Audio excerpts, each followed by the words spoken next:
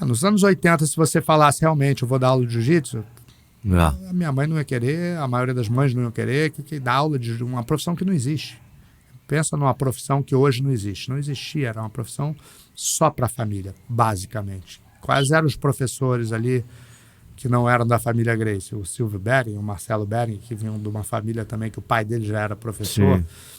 Talvez um Oswaldo Alves, que veio do judô, porque existiam professores de judô, mas professores de jiu-jitsu, muito poucos. Sim. Então, era um negócio fora da realidade. E, assim, ninguém imaginava o crescimento. Vai crescer, mas ninguém tinha concreto que vai crescer.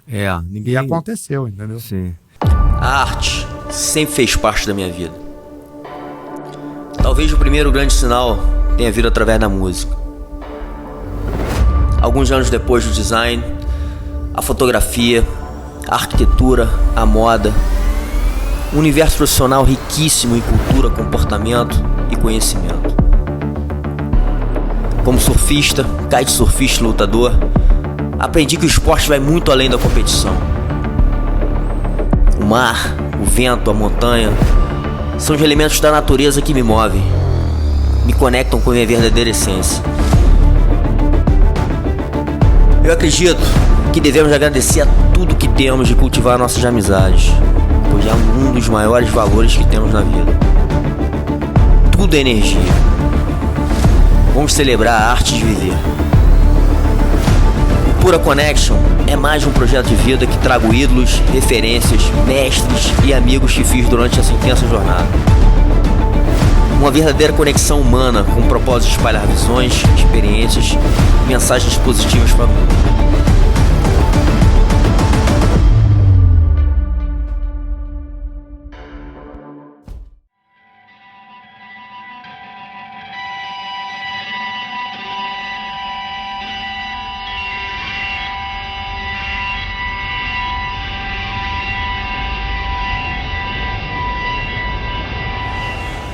Mestrão, uma honra te receber aqui. Um cara como muitos que tiveram aqui, assim, foi uma inspiração para mim, né? Eu vim de uma geração um pouco depois da sua, né? Eu acho que a sua geração foi muito importante para o desenvolvimento do jiu-jitsu. E eu tenho sido muito grato de receber tantas pessoas aqui, né? Nomes, eu acho que a gente estava falando outro dia aqui, é o podcast que recebeu mais Gracie, né, do mundo, inclusive, assim. Então é um privilégio muito grande, uma honra, num projeto que começou de uma forma bem despretensiosa, no meio da pandemia. A gente está falando da pandemia aqui, né? A gente começou ali um pouquinho depois, assim, né? Na verdade ainda estava na pandemia, mas já tinha passado aquele... O auge. Exatamente. A gente começou esse projeto, né? E muito com o intuito de trazer essas pessoas que fizeram parte, né, desse nosso universo. E você sabe muito bem disso, né, até porque a gente morou aqui na Barra da Tijuca, né, a nossa vida inteira praticamente. E cara, muita gente saiu daqui pro mundo, né? Sim. A gente e estar envolvido com jiu-jitsu, com surf, enfim, tiveram muitos movimentos aqui que foi pro mundo de uma maneira, enfim, muito valiosa. Eu acho que as pessoas hoje, quando falam de jiu-jitsu lifestyle, é muito isso que foi criado, né? Até o Sapão deixou... Ele fala isso, a gente fez um corte, virou polêmico esse corte, né? Uma galera... Porque ele fala, né, desse movimento criado. Acho que tiveram vários movimentos depois também, mas assim, esse movimento da Barra, ele foi muito forte, né? E muito relevante para a história do jiu-jitsu como um todo, e que hoje, como é visto no mundo, e você estava lá fazendo parte disso tudo. Sim.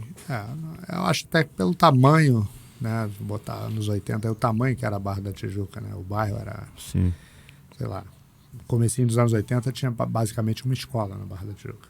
Era o Anglo-Americano. Então todo mundo estudava lá. Tinha mais uma outra pública ali, mas era basicamente isso. Então, quando em meio dos anos 80 ali que o jiu-jitsu começou a começo, por meio dos anos 80, o jiu-jitsu começou a crescer um pouquinho na Barra, muita gente fazia jiu-jitsu. E o bairro pequeno, então todo mundo, a juventude fazia, entendeu? Sim. Lógico que tinha um pessoalzinho da luta livre, capoeira, surfista, a maioria da garotada, o sonho era ser, eu era surfista, né? Sim. Que eu queria ser, né? Surfava antes de lutar. Mas realmente o que a gente chama do lifestyle, do jeito que você falou, talvez o que a gente chamou de lifestyle do jiu-jitsu é o lifestyle da Barra da Tijuca. Talvez antes do jiu-jitsu, que já era o meu lifestyle antes de eu fazer jiu-jitsu, e era o lifestyle que entrou pro jiu-jitsu. Exato, e tinha essa relação, né? Você falou agora, essa relação do surf com o jiu-jitsu, ela quer dizer, não vou falar que sempre existiu, né? Porque se a gente for na história do jiu-jitsu brasileiro, talvez começando lá no norte do país, né? Não tinha. Mas quando chegou aqui no Rio de Janeiro, né? Principalmente ali em Copacabana, começou aquele movimento. Depois ele começou a ter um acesso, né? Com outros esportes, principalmente o surf, que eu acho que estava ali num auge também, anos 80, como você falou, e talvez um pouquinho antes de 70 e pouco, estava borbulhando. O movimento cultural aqui no Rio de Janeiro, porra, bossa nova, mercado de moda, lembra? Compra, essas coisas, tudo borbulhando. Rio de Janeiro era o percussor disso tudo, na moda principalmente. Né? Exatamente. E esse movimento, né, do jiu-jitsu, que ainda era uma coisa muito nichada. E eu lembro, cara, assim, anos 80, era muito pouco falado jiu-jitsu. Eu comentei isso esses dias com um amigo. Eu encontrei até um amigo de escola e a gente estava falando, eu falei, cara, eu comecei jiu-jitsu em 85, vamos dizer. Daí algumas pessoas, mas o que é jiu-jitsu? Eu falava, tipo um judô. Porque o judô a gente tinha na escola, né, cara? Na minha escola tinha judô. Sim. O judô já era bem difundido já no Brasil. Sim. E o jiu-jitsu na Barra quase nada, praticamente, nessa época. E no Rio de Janeiro também, assim, era uma elite que fazia jiu-jitsu, se você parar para ver. O jiu-jitsu não era como a capoeira e como o judô. E até como o karatê. Né? Aqui na Barra tinha o Garrigoni, que era um karatê forte. Então, todo mundo sabia o que era karatê, todo mundo sabe até hoje. O judô, mas o jiu-jitsu na época, o que é jiu-jitsu? Então, daí foi crescendo a partir daí. Hoje em dia ainda... Posso falar que ainda chega gente lá na Flórida, na minha academia, e os pais, né? Jiu-jitsu é tipo karatê, eu falo, é uma arte marcial, né? Mas não é diferente do karatê. Faz uma aula, vamos experimentar, aí segue em frente. Esse é o lado talvez lado bom, olhando pro lado bom, né? Que muita gente ainda não conhece, né? Por mais que a gente, como a gente vive nesse meio, a gente acha que, porra, todo mundo conhece, né? Mas tem muita gente no mundo, principalmente, que a palavra, não tem ideia. Pelo menos nos Estados Unidos, assim, como ficou Brazilian Jiu-Jitsu, etc., eu acho que o Jiu-Jitsu aqui é hoje muito difundido. Sim, no Brasil. Mas no Brasil. Mas nos Estados Unidos, a palavra karatê é muito maior que a palavra Jiu-Jitsu. A palavra. O karatê, a quantidade de filmes que teve, do Bruce Lee, que seja, etc., Sim. Hoje, eu não posso garantir, eu não tenho ideia, número de academia, número de participantes, mas a palavra karatê é muito forte. Ainda. E, assim, não que seja forte, é bom ou é ruim, não. Todo mundo sabe o que é um karatê. Sim. E o jiu-jitsu ainda tem gente que não sabe. Ainda vai crescer. Está crescendo. Entendeu? Sim, essa é a parte boa. Fala, galera. São mais de 30 anos de jiu-jitsu, 25 anos competindo em alto nível. Hoje trago para você, em português, pro Brasil, a guarda diamante. Tá na hora de evoluir, resistir à pressão e se transformar na melhor versão de você mesmo. Ouça.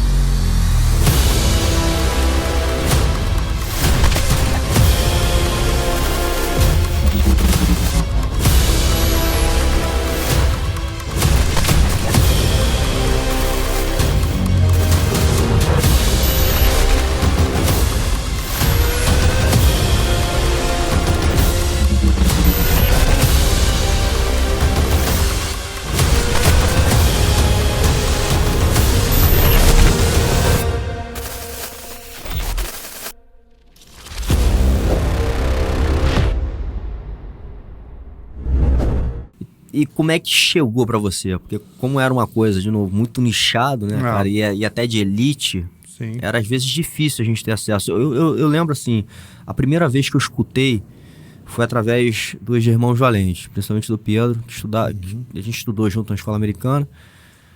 E foi a primeira vez que ele falou assim, cara. Eu também não entendia muito bem o que era. Depois eu vi na revista Trip, quando rolou aquele desafio em luta livre e jiu-jitsu, né? Nos anos 80. Sim. Mas assim, era uma coisa que ninguém conhecia, né? Então, pra mim, veio através de amigos. Eu tinha amizade com o Ralph. Ralph, Daniel, Russo, Joselito, que Sim. eles, apesar do Daniel e do Russo não terem o sobrenome Gracie, mas foram criados na mesma casa, as mães são irmãs, são primos, né, de primeiro grau.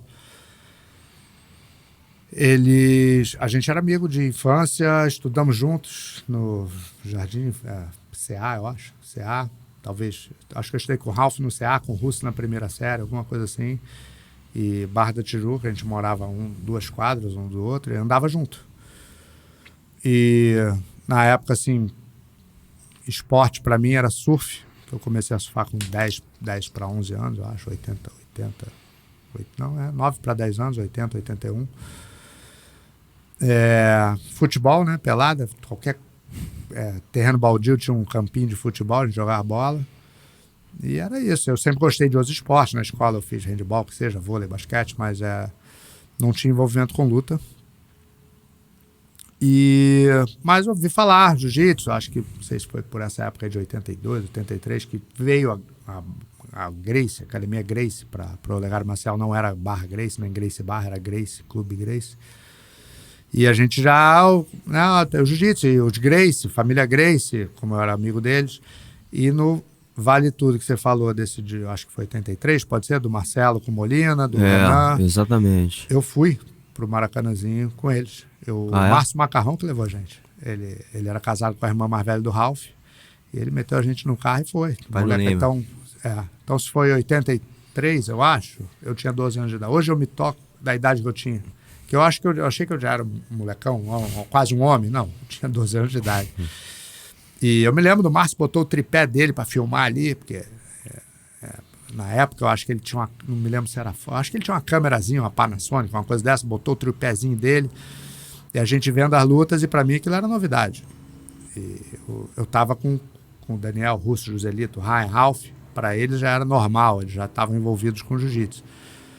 E me lembro até que na hora da confusão do Marcelo com o Molina ali, eu e Daniel corremos para debaixo do ringue. Porrada ali comendo, a gente correu para debaixo do ringue, daí o Macarrão tirou, às vezes o ringue vai cair.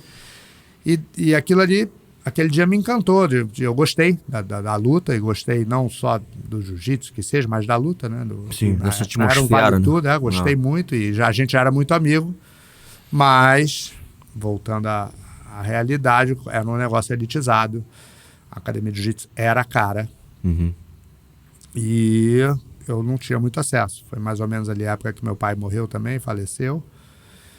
Você perdeu o pai cedo, então?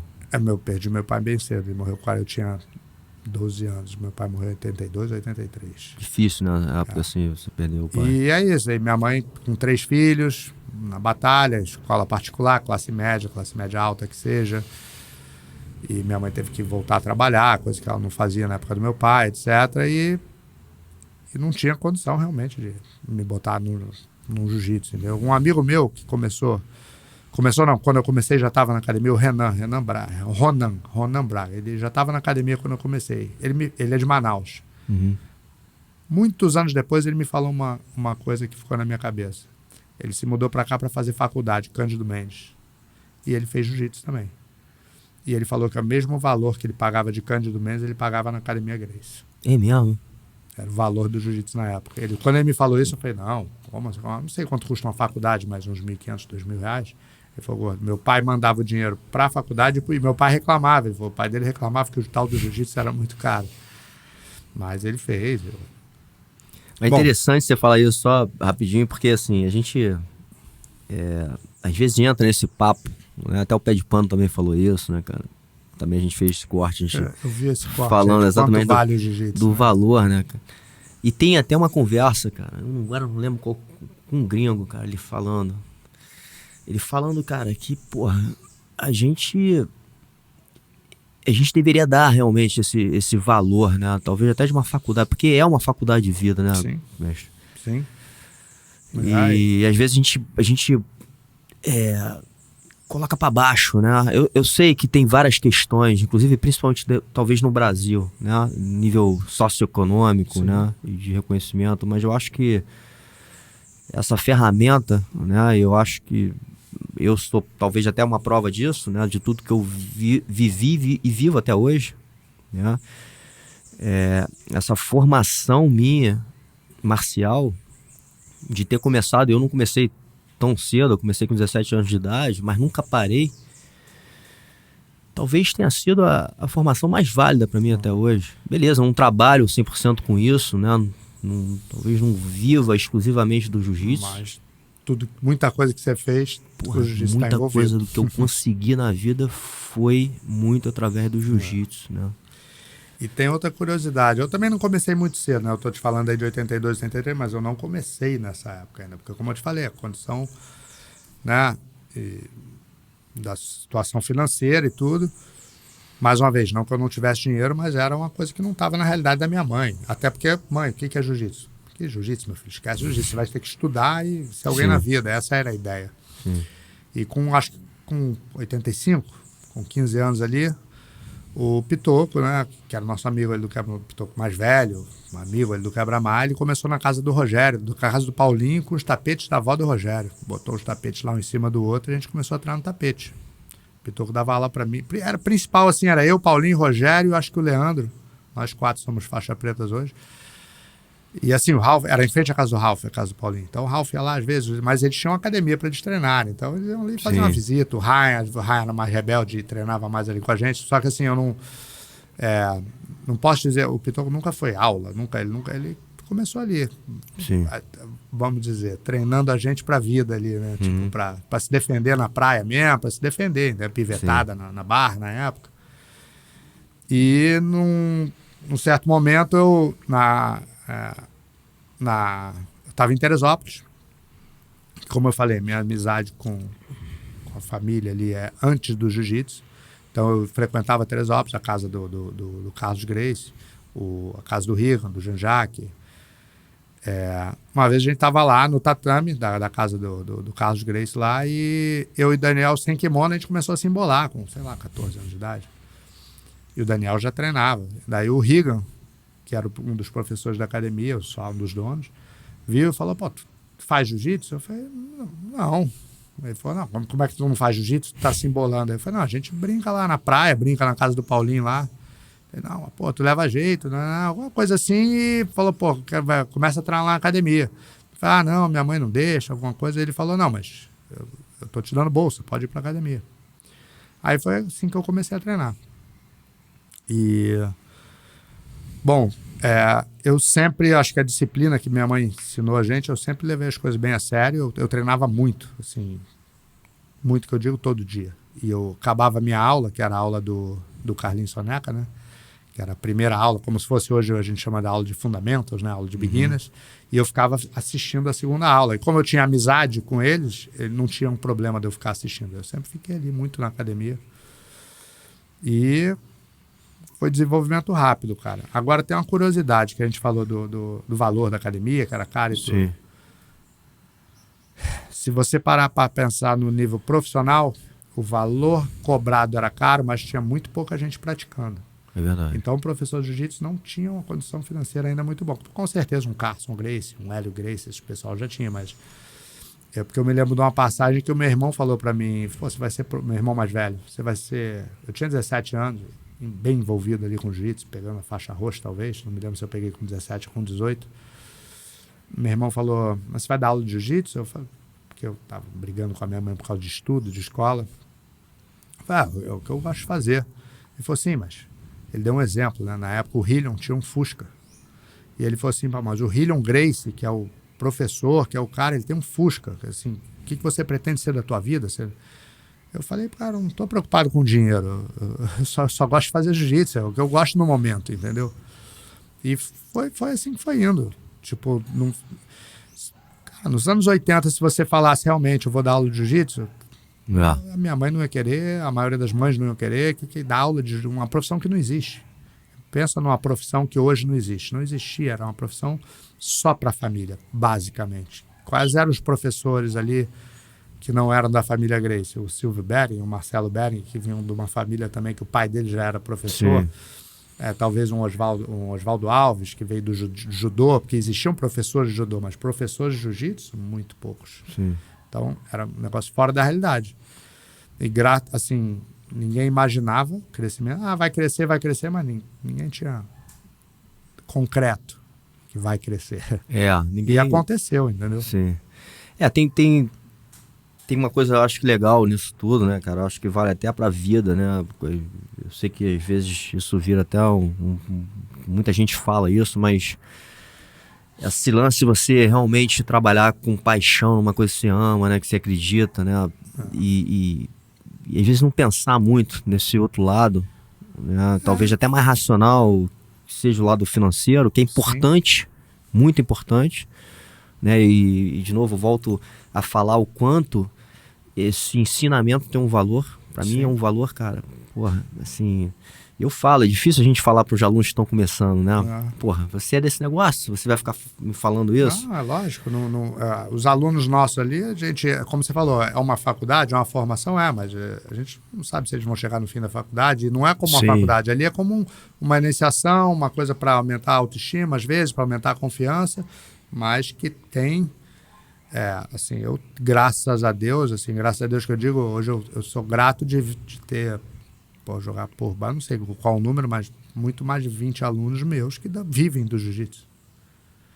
Começaram comigo criança, sem profissão, como 14, 15 anos de idade. Hoje os caras vivem do jiu-jitsu. Então é uma faculdade. E vivem dignamente, vamos dizer. Exatamente. Alguns no Brasil, alguns lá fora, na Arábia, que seja, na Europa, na Ásia. E então é uma faculdade. Mas ainda acho que como várias profissões, né? Sei lá, o jornalismo, por exemplo, é uma profissão nova, né? Se para comparar com uma engenharia. Então tem várias profissões. A minha filha é web designer. Ela é web designer, não é design gráfica. É uma profissão nova. Que há 20 anos atrás não existia design gráfico. Então o jiu-jitsu é uma profissão nova. Que é uma faculdade nova, vamos dizer, né? Você falou disso. A gente, inclusive, agora conversou com o Salsinho, fez o segundo episódio com ele, né, em São Paulo. E ele é um cara que fala muito isso, né? Assim, na época dele também, foi questionado pelos pais. Né? A mãe dele me questionou. Mas era uma paixão, né, cara? E hoje você vê, hoje ele tá bem, assim, né? Em São Paulo, que eu acho que é um mercado difícil. Né? Foi pra lá cedo, inclusive, várias batalhas. Trabalha muito, trabalhador, não é fácil, não vai ser fácil. Mas é isso, cara. Como você falou, a paixão, né? O jeito que a gente faz, às vezes, faz a diferença. E você não colocaria, talvez, tanta energia, tanta paixão numa profissão que você não goste.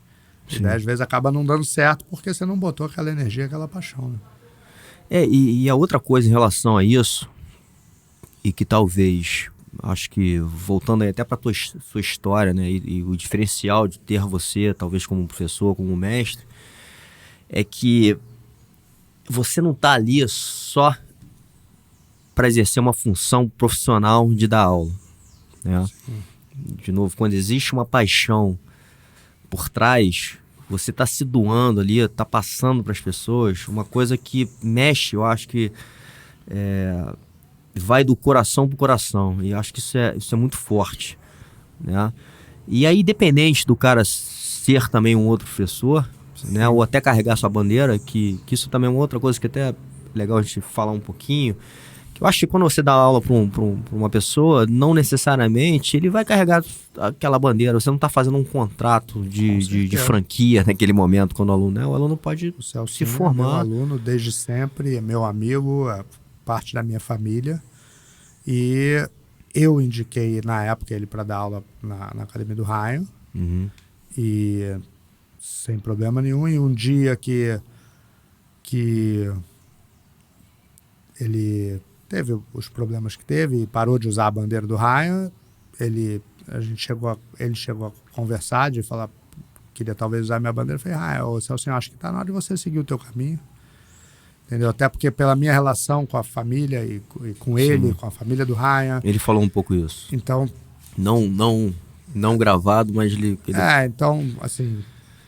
Falei, cara, segue o teu caminho. Teve outros, cara. O Batata, que é o meu primeiro faixa preta também, quando ele deu aula no Ralph 10 anos, ele saiu do Ralph sem problema nenhum, eles são amigos até hoje.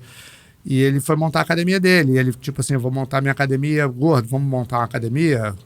Eu falei, Batata, monta a tua, cara. Assim, eu se quiser, eu falei pra ele, se você achar que o meu nome é importante, mas não é.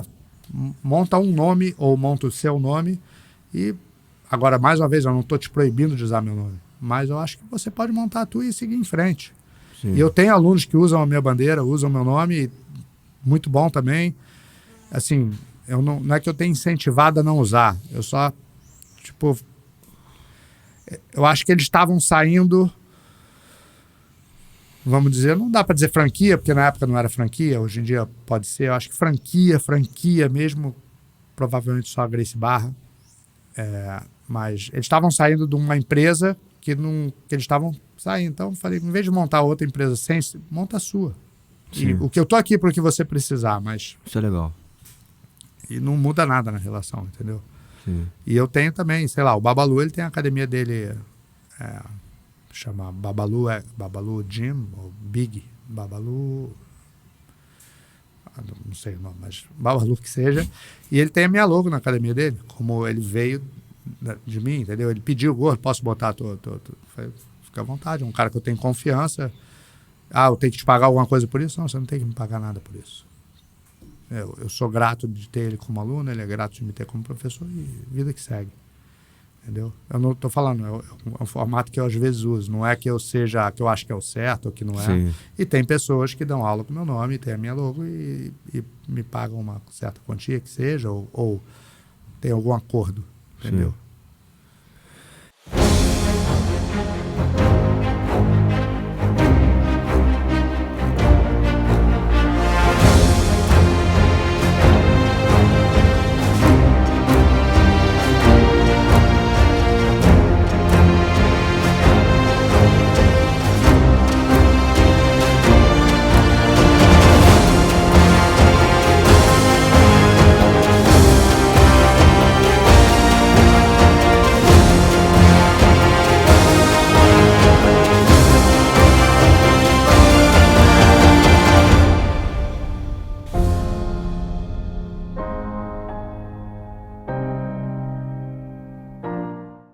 O que eu ia falar também, né, desse lance de quando tem paixão envolvida, né, e você passa para os alunos, e nem sempre a formação é para o cara ser um profissional da luta, ou um profissional que vai ser um professor, ou vai viver de jiu-jitsu, né? Uhum. Mas isso é transmitido, né? Então, quem está recebendo isso, né, no caso dos seus alunos, é muito gratificante, muito importante, talvez, na sua posição como um guia ali, né? Porque, de novo, é muito real, é muito verdadeiro, né? Isso é uma coisa que eu acredito muito, eu falo inclusive em tudo que eu faço, né? No meu outro ambiente profissional também, eu tento sempre trazer uma verdade para a história, sabe? Assim, eu acho que isso que a gente está fazendo aqui é uma coisa que eu quis fazer, envolve muita paixão e energia, né? Energia até de tempo, por isso eu sou muito grato pelo tempo de todos que vêm aqui, porque eu sei o quanto o tempo é importante, mas é de verdade, né? Assim, eu não estou fazendo isso aqui para ganhar dinheiro, né? Isso aqui talvez possa ser uma consequência lá na frente, né? A gente muito grato por tudo que tem acontecido, porque acho que isso aqui expandiu muito o meu projeto do Pura, né? Me deu abertura para várias coisas. E o principal, talvez duas coisas muito importantes, uma é o quanto essa nossa conversa aqui impacta positivamente, né, as pessoas. Eu acho que isso é uma das missões do jiu-jitsu, né? Sim. E a segunda é o que a gente falou também da faculdade. Para mim está sendo uma faculdade mesmo, de estar recebendo tantas pessoas que para mim são ídolos, né? E poder falar e escutar, cara, ver as visões de cada um. Né, cara? Porra, pega, por mais que você não concorde, você aprendeu alguma coisa. Não, e exatamente isso. Eu vejo, né, uma das lições que eu tenho, que eu tô tendo de vida também, que não existe assim um caminho totalmente certo, né? Falar assim, porra, esse... Não tem. Né? Eu como acho empreendedor no jiu-jitsu, tem muita gente que bota, tem que ser assim, se você fizer assim, você vai falir. Tem algumas coisas realmente que é um melhor caminho, que você já fez. Então, se eu for ensinar o meu filho ou alguém, eu vou falar, cara, eu acho que esse caminho não é bom, mas tem gente que vai pelo caminho errado. Sim, e dá certo. E funciona. Exatamente. Então, tudo isso enfim, são aulas de vida, né, cara? Que a gente, acho que a gente vai amadurecendo, né? E desde essa época que você está contando, acho que o jiu-jitsu amadureceu muito, né? Todos nós, né? Eu vejo por mim o quanto eu amadureci como pessoa, como lutador, como professor, enfim. Então, eu acho que essa troca, ela é muito importante, né? E por ser, como eu falei, uma coisa nova, um esporte novo que seja, acho que desenvolveu muito o treinamento, a maneira de treinar, a maneira de dar aula. Eu dou aula há um pouco mais de 30 anos, eu não dou aula, muita coisa eu mudei na minha aula, do que eu fazia 30 anos atrás, do que eu faço hoje. Então, o público mudou, você tem que atender, na minha opinião, a gente acaba atendendo lógico, minha maneira de ensinar é essa, mas qual é a necessidade desse aluno, qual é a necessidade daquele aluno, entendeu? Qual é a necessidade de uma criança com um pequeno grau de autismo, qual é a necessidade de um policial? São duas necessidades diferentes. Então, a gente, né, vamos dizer, a faculdade é o jiu-jitsu, mas tem várias matérias diferentes ali. Sim, exatamente. E cada dia tem você vai botando um pouquinho em cada matéria ali, né? Sim. E você, voltando um pouco lá para a sua história ali no início, né? Você viveu uma época que não tinha, talvez nessa época que estava borbulhando ali esse movimento do jiu-jitsu, talvez não tinha essa visão tão profissional, né? E de metodologia, né? Enfim, não tinha muito isso. Os primeiros que eu acho que começaram a ter alguma coisa ali, talvez, né? Foi o pessoal que se formou ali em educação física, né? Eu me lembro que o Zé Beleza estudava educação física, ele já era um professor de educação física. Eu acho que o Jacaré também já era professor de educação física. Daí teve uma galera que foi estudar educação física e para melhorar a metodologia, que seja. Mas eu acho que no começo ali era bem empírico e copiando, né, o seu professor e copiando, no caso, o Hélio Gracie, que copiou o outro, que copiou o outro. E eu tive alguns professores, eu tive sempre a mesma escola, assim, no Clube Gracie, que virou Gracie Barra Gracie, que seja. Mas eu tive alguns professores, como eu falei, o Carlinhos Soneca, né, que era o principal professor nosso ali do início. O Zé Beleza dava aula de manhã. O Regan pegava mais as crianças, o mestre era o Carlinho, né? Mas ele, durante um tempo, se afastou um pouco, voltou, mas ele ia lá, às vezes ia só na terça e quinta, às vezes ia só uma vez na semana, às vezes ia todo dia. A gente tinha muito contato com o Crowley, com o Hillion. Então, assim, esses foram os professores ali do início. O cara que talvez mais me deu aula tenha sido o Jean-Jacques, talvez não, foi o Jean-Jacques, que ali da minha faixa azul até a faixa marrom, ele era o nosso professor principal, que foi a época que o irmão dele foi morar nos Estados Unidos. O Regan foi o primeiro, depois foi o Carlinhos Soneca. E o Jean-Jacques, Carlinhos Gracie era o mestre, o Jean-Jacques era o nosso professor principal ali, até ele também morar nos Estados Unidos. E eu, cara, como eu falei, eu dou aula como eu aprendi com eles. Mas como o Carlinho, ou como o Soneca, ou como o Jean-Jacques. Eu peguei o que eu acho bom de cada um. E algumas coisas que eu não gosto de eu descarto. Entendeu? E assim, depois o Renzo não tinha esse papel de professor, que ele era só uma faixa acima de mim, assim, mas o Renzo era o nosso ídolo ali, o cara que ensinava, né? Que às vezes não é só o professor que te ensina, tem um cara mais graduado que te leva para o canto, que como eu praticamente morava na casa deles, então eu estava ali na patota, né? Aí você acaba aprendendo um pouquinho mais, sempre tem um treino de sábado, um treino de domingo, uma viagem para Teresópolis, você vai sempre absorvendo e pegando a maneira também de ensinar e quando eu comecei a dar aula, eu comecei ajudando o Jean-Jacques. Daí o Jean-Jacques autorizou, eu e o Ralph botamos a gente era faixa roxa. teve uma academia no Recreio, uma academia de ginástica, tinha um tatame, contratou a gente para dar aula. A gente dava aula, eu dava terça e quinta, o Ralf segunda e quarta, e sexta a gente revezava um ou outro. E a gente treinava, porque a gente competia. E o Jean-Jacques seria o cara que era, vamos dizer, o... Head coach. Ele praticamente não ia lá, mas ele que assumiu a bronca, ele que era o head coach. Depois disso eu dei aula com o Zé Beleza, ainda na faixa marrom. Peguei muita experiência com o Zé, de metodologia, de tudo, ali na Gávea. Foi logo que ele abriu a Gávea. Ele abriu a Gávea, era o Zé e eu e o Soneca. Eu e o Soneca eram os instrutores, faixa marrom, e o Zé Beleza era o professor. E logo depois, quando eu peguei a faixa preta, eu tive, não vou dizer sorte, que eu estava ali sempre envolvido, o Renzo botou uma academia Gracie Ipanema, e a gente deu aula junto ali também. Eu fui sócio do Renzo ali na Gracie Ipanema. Então sempre, cara, como eu falei, até com as coisas erradas você aprende. Então, exatamente, isso. Eu filtrei o que eu achava bom de cada um. Sim. E o que eu achava errado eu tentava descartar, e sempre evoluindo, né? Sim. Esse lance da experiência com os irmãos Machado, principalmente com o Jean-Jacques, que inclusive, cara, eu vou estar com ele aí, né? A gente tá falando aí pra gente estar junto e fazer a conversa, ele tá pra vir. E assim, foi um cara também, um outro cara que quando eu vi, né, ele nas competições, na Abu Dhabi, porra, ele sempre foi um cara fora da curva, né? Em vários aspectos. E um cara que, assim, a mão dele já diz tudo, porra, né, o cara tem os dedos, meu irmão. Nasce numa família de lutadores e você não tem a mão, você tem todas as desculpas do mundo. Sim. Eu me lembro, cara, às vezes eu até me questiono, será que eu vi isso? Eu me lembro do Jean-Jacques subindo corda. Entendeu? O Jean-Jacques ele vai pegar um copo, ele pega qualquer uma das duas mãos. Ele sempre se superou, ele nunca deu desculpa.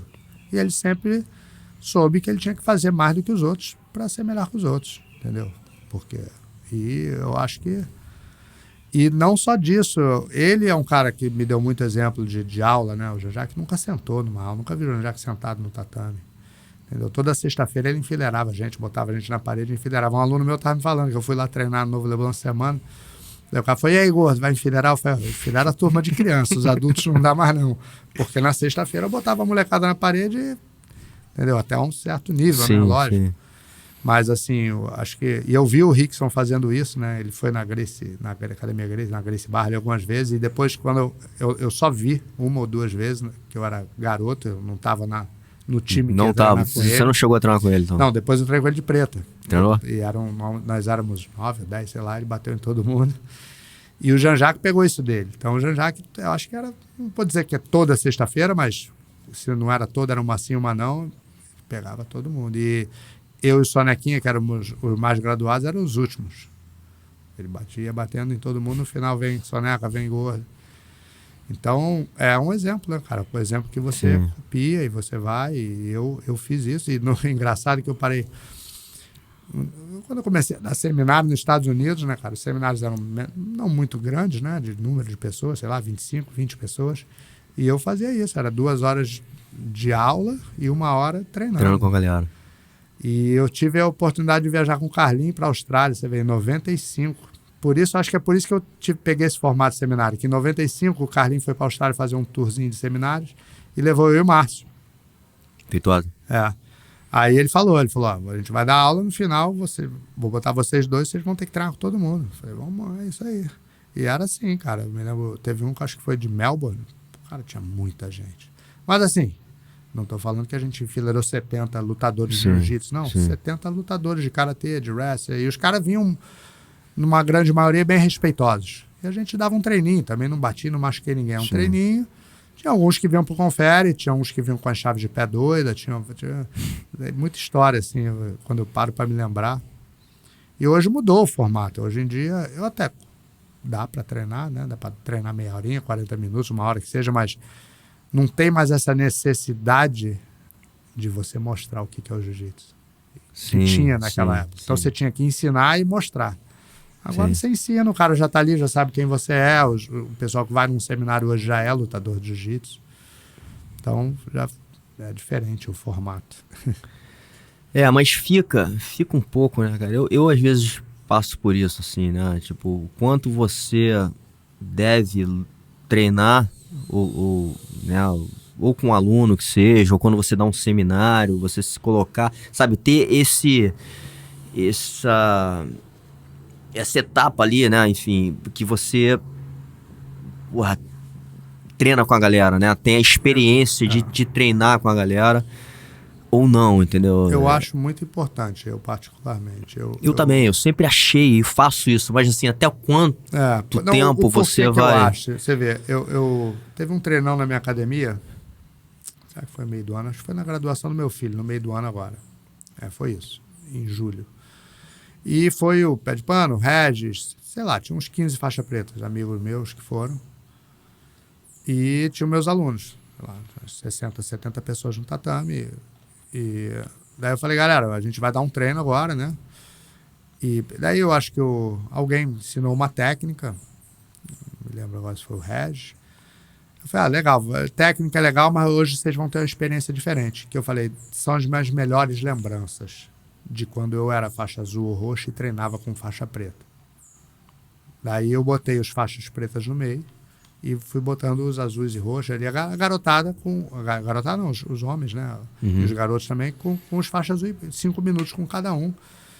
E porque o cara tem a experiência de treinar com Pé de Pano, o cara tem a experiência de treinar com o Renan, que é o filho dele, com o Regis, comigo, com o Soca estava lá, a Samanta, a esposa do Soca.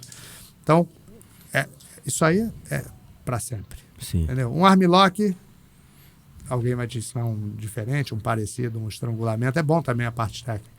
Mas essa experiência, quando você já é faixa azul, de treinar com faixa preta, assim, quando eu era faixa azul ou roxa e chegavam...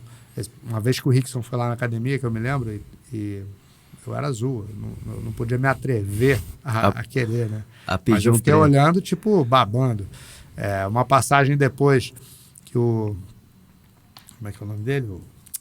O Ezequiel, ele foi lá na Gracie Bar, na época, e também... Aí, tipo assim, daí no dia seguinte ele fala, quinta-feira eu vou lá. Pô, tava o professor Hélio Gracie, o Royler, o Hillion, os caras foram lá e eu, tipo assim, pô, será que eu vou ter uma chance? Mas eu não tinha, eu era faixa roxa nessa época. Sim. Então, assim, pô, mas eu tava ali, babando, querendo uma chance, né? Não é pra ganhar ou pra perder ou pra aparecer, é pra ter essa experiência. Exatamente. Entendeu? Exatamente.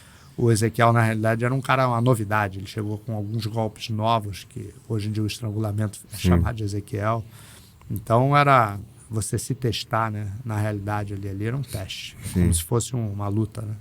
Eu me sinto assim até hoje, quando eu vou treinar com uma pessoa diferente. Para mim, muito melhor, muito mais gratificante hoje do que lutar um campeonato. Eu adoro competição, mas o pessoal me pergunta, ei, vai competir?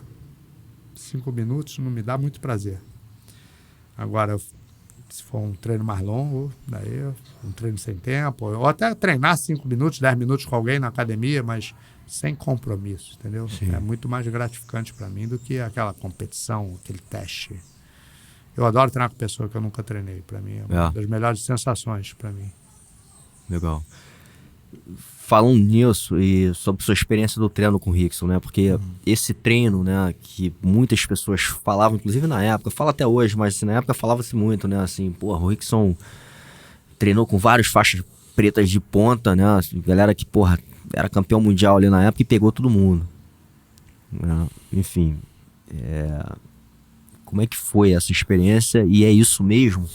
Então, como eu te falei, bom, peguei a faixa preta ali, eu já sempre fui competidor, sempre tive bons resultados e eu não me lembro agora se veio do Renzo ou se veio do Big Head na época, que foi o treino, foi na casa do Big Head. O Big Head tinha um tatame na garagem dele, que ele dava até aula lá. E o Big Head já tinha sido professor, apesar dele treinar com a gente a vida toda, ele foi aluno do Rickson também. Então, como eu te falei, agora não sei se veio do Big Head ou do Renzo, mas o Rickson estava aí e o Rickson falou, pô, arruma lá meia dúzia lá, 8, 10 caras pra gente treinar. Mas, pô, daí o Big Head falou, pô, então vamos fazer na minha garagem sem ninguém, pra, né, não ter crowd, etc. Não, pode ser. Pega lá. Daí falou, vai fulano, Beltrano, Ciclano, foi... Tem a foto. Aí eu, Draculino, Roleta, Nino, Renzo... Bom, acho que... Não me lembro. 10 pessoas. E o Rickson chegou lá, né? Na realidade, cara, ele era... Como eu já tinha visto, eu já tinha um contato, ele era o herói da época ali, entendeu? E por eu ser aluno de Jean-Jacques, o Jean-Jacques sempre falou muito dele. E daí ele falou, vou treinar um pouco com cada um. Ele não falou tempo, não falou regra, não falou, vou treinar um pouco com cada um. Eu fui o primeiro. E é estranho, né, cara? Imagina, eu faixa preta, né? Já tinha, sei lá, vice-campeão brasileiro, que seja, ganhava os campeonatos e começou o treino e ele meio que me deu as costas. Aí, tipo assim, eu peguei as costas, meio sem jeito. Aí ele foi editando o ritmo, acelerando. E na minha guarda ali, na meia guarda, ele me estrangulou dentro da minha guarda. E eu bati. E, bom, acabou. Próximo. Aí ele foi treinando. Depois, sei lá, cara, não me lembro qual era a época do ano, mas estava calor, era uma garagem sem ventilação. Ele pediu para beber água. Daí depois que ele bebeu a água, o kimono dele estava bem ensopado e eu acabei emprestando meu kimono para ele, que era um kimono liso, né? E era um dia quente do Rio de Janeiro, um kimono liso. E ele pegou meu kimono e acabou de treinar com o resto do pessoal, né? E aí, cara, a experiência como eu falei, isso aí é inesquecível. Sim. Eu já tinha um pouco de experiência de fazer isso com o Jean-Jacques, de ver o jeito, né, de treinar.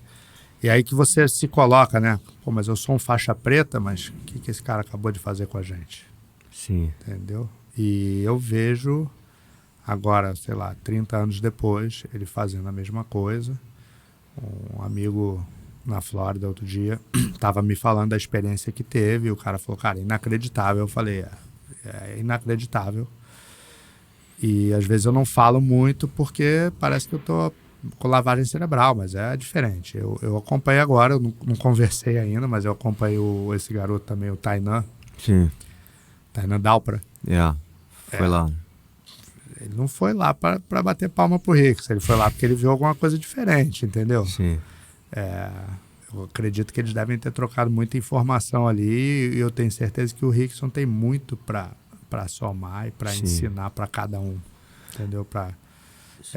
E o Tainan é um cara, talvez, é um dos caras que eu mais gosto de ver lutar hoje em dia. Completo, é bom, para frente, mas às vezes até, né, a gente consegue ver um defeito aqui, ele pode melhorar aqui, e eu tenho certeza que o Rickson consegue ver isso, principalmente tendo uma experiência de um dia, ou de 2 horas, ou de vários dias.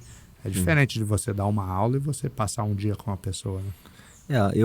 Aí voltando até naquela nossa conversa, né? Acho que isso aqui me deu acesso a ele, né? Acho que não foi por isso. Acho que tem o Carlos Gama, que deve conhecer. Enfim, Carlos Gama é um parceiro meu aqui também, quase sócio nesse negócio, ele me ajuda. Esses dias encontrei ele. Né? Ele é sócio do Rickson também, enfim, a gente acabou ficando mais em contato, né? Inclusive quando ele estava lançando os programas dele, a gente comprou os programas, então a gente começou a ter acesso.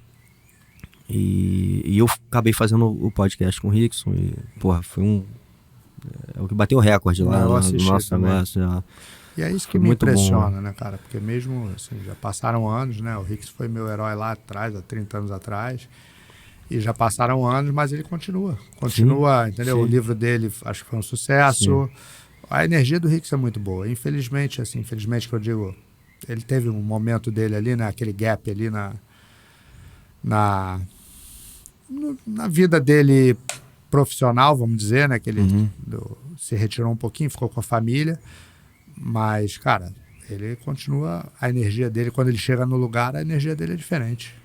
Total. E eu tive, né, assim, voltando ao que eu tava falando, eu tive essa experiência com ele, não tive treinando com ele, mas eu fui para uma reunião com ele, uma conversa até de negócios, e obviamente, né, ele faz umas posições no meio, fez umas coisas de defesa pessoal comigo. Sim. E hoje a gente assina também a plataforma dele, então a gente vê as aulas, assim, os detalhes, cara, né, que ele passa, os fundamentos, como fazem diferença. Sim. Né? E eu acho que é isso, às vezes é um ajustezinho em quem já tem uma experiência, inclusive de competição. E uma outra coisa que eu acho muito importante, tenho falado e visto isso, sentido isso, é o quanto talvez esse jiu-jitsu ele te dá uma longevidade, né? Assim, de você poder praticar ele por um longo tempo. Sim. E se colocar, chegando no ponto que a gente está conversando também, ainda a disposição de treinar com seus alunos, com pessoas que vêm visitar, quando eu vou também fazer, enfim, tanto o workshop ou esse retiro que a gente faz também, o Ralf fez agora com a gente. Eu treino com todo mundo, né? Assim, então... eu gosto hoje muito mais desse formato de um camp, de alguns dias, do que de um seminário. Porque no camp dá tempo de treinar com todo mundo. Exatamente. No seminário, hoje em dia é só uma aula, todo mundo na correria, 2 horinhas, tchau. Exatamente.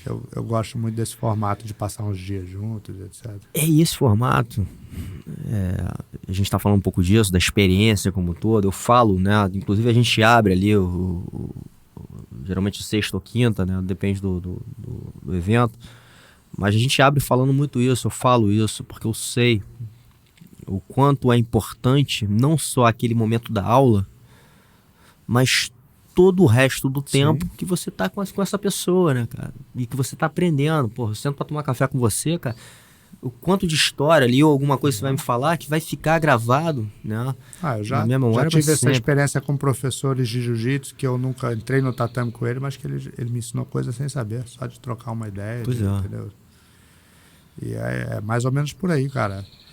Tem pessoas que têm uma energia assim contagiante, né? O Rickson, acho que ele tem isso, o Renzo tem, o Marcelo tinha muito isso também, entendeu? No pouco tempo que eu não muito tempo que eu tive com ele ali no tatame, às vezes que eu tive com ele no tatame, a energia dele é muito boa. Sim. Entendeu? E ele sempre tem uma coisinha para somar, é um cara que nunca escondeu, ele sempre teve essa cabeça de mostrar tudo para todo mundo, tô falando isso porque lá atrás o jiu-jitsu era tipo assim, não vou ensinar esse cara porque eu vou lutar com ele, etc. Talvez até muita gente da família, ou muitos professores, e na minha cabeça, quando eu era faixa azul roxa, não vou ensinar porque eu vou lutar com esse cara. Mas o Marcelo foi um dos primeiros caras que eu vi no jiu-jitsu com essa cabeça. O Carson, eu sei que foi, acho que o primeiro, né? Que o Carson falou, não, vou ensinar para todo mundo. Ele fez a equipe que fez. Talvez ele tenha quebrado esse negócio dentro da família. E da minha geração, assim, da minha geração que eu digo um pouco mais velho que eu, o Marcelo é o cara que, tipo, ele falava isso. Fala, não, tem que treinar com fulano. E ele me levou no Carson para treinar uma vez. Eu falei isso, eu tava falando outro dia. Na época do outro Vale Tudo, né? Foi o de 93, se não me engano, 92. 92, que eu era faixa marrom ainda. O Marcelo um dia falou, amanhã você vai lá no Carson comigo treinar. Eu falei, que é isso, mano? Tá maluco? Como é que eu vou lá no Carson treinar contigo? Ele falou, não, tu vai comigo, meu convidado, Carson, não tem problema nenhum. Mas você falou com o Carson? Na época não tinha celular, né? Então ele falou, não precisa falar não, você vai comigo. E me levou lá e eu treinei, era um treino de, na época, taparia, etc. E assim, pra mim, mais uma vez, experiência incrível. Eu adorava. O Jacaré, né, o Romero, eu ia na academia dele, faixa azul e roxo, treinar com meus adversários. O Jacaré era um amigo, né? Que ele é bem mais velho que eu, mas era um amigo que a gente tinha. O Jacaré sempre foi um cara muito acessível à garotada. Eu e Sonequinha, vira e mexe, vamos lá no Jacaré dar um treino. A gente ia lá no treino de 10 da manhã e treinava, entendeu? Eu sempre gostei disso. Sim. Apesar de ter sido criado nessa... tipo, esse negócio de não ensinar muito para os outros, etc. Mas, ao mesmo tempo... No caso do Jacaré, o Jacaré fez umas visitas no Clube Grace, quando eu era faixa branca e azul. Então o Jacaré era quase que como veio, talvez por ter vindo do Hollis ali, né? Ele era amigo do Carlinho e tudo. Ele era um cara, apesar de competir separadamente, mas era um cara amigo, entendeu? Sempre foi. É engraçado, né? Porque teve talvez essa época aí de um intercâmbio interno ali, né? E depois... uma geração que bloqueou totalmente isso, Exato. Né? Eu acho que a minha, assim, por exemplo, cara, eu lembro das primeiras competições, porra, era uma rivalidade, assim. Sim, muito. Tipo, de quase... O nego saiu na porrada mesmo, e às vezes até rolava, né? O Clube Grace, que eu tô te falando, era... Durante um tempo a gente competiu, um atleta nosso e um da Grace Maitá, que é hoje.